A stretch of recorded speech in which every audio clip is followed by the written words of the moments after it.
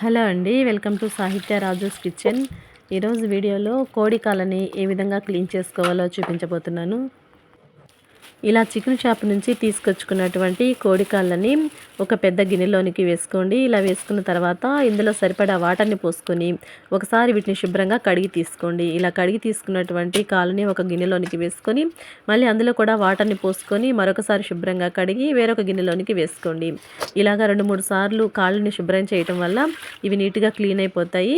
ఇప్పుడు ఇలా క్లీన్ చేసుకున్నటువంటి కోడి కాళ్ళని ఒక అల్యూమినియం గిన్నెలోనికి వేసుకొని ఇవి మునిగేంత వరకు వాటర్ని పోసి ఈ గిన్నెని గ్యాస్ ఆన్ చేసి స్టవ్ పై పెట్టుకొని ఇలాగ పొగలొచ్చి ఒక పొంగు వచ్చేంత వరకు ఉడికించండి. ఇలా ఉడికించిన తర్వాత గ్యాస్ ఆఫ్ చేసుకొని ఈ గిన్నెని కిందకి దింపుకొని కొంతసేపు చల్లారనివ్వండి. ఇలా చల్లారిన తర్వాత వీడియోలో చూపిస్తున్న విధంగా ఇలా పైన ఉన్నటువంటి స్కిన్ అంతటిని తీసేసుకోండి.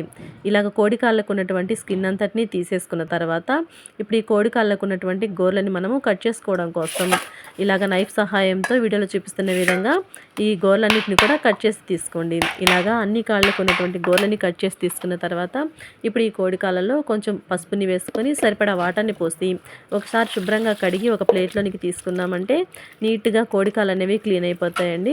ఇప్పుడు ఇలా శుభ్రం చేసుకున్నటువంటి కోడి కాళ్ళతోటి మనము కూరని ప్రిపేర్ చేసుకోవచ్చు.